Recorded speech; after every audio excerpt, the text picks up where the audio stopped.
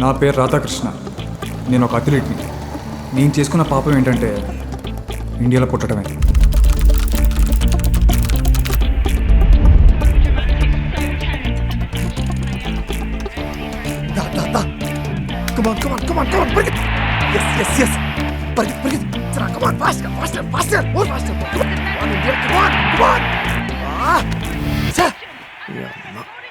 ఒక్కసారి గెలవరంటే వీళ్ళు గెలవడానికి ఆడర్రా వీళ్ళు.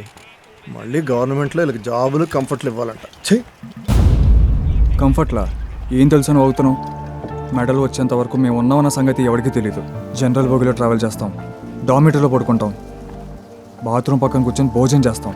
గవర్నమెంటా?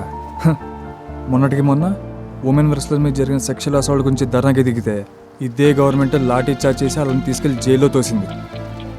చిన్నప్పటి నుండి గొద్దరి పిల్ల కష్టపడేది మేము, మెడల్ రాగానే ఫ్రీగా క్రెడిట్లు కొట్టేది స్పోర్ట్స్ అథారిటీలు, సీఎంలు, పిఎంలు. అందుకేరా ఇండియాలో పుట్టినందుకు సిగ్గుపడుతున్నాను. పాంచత్.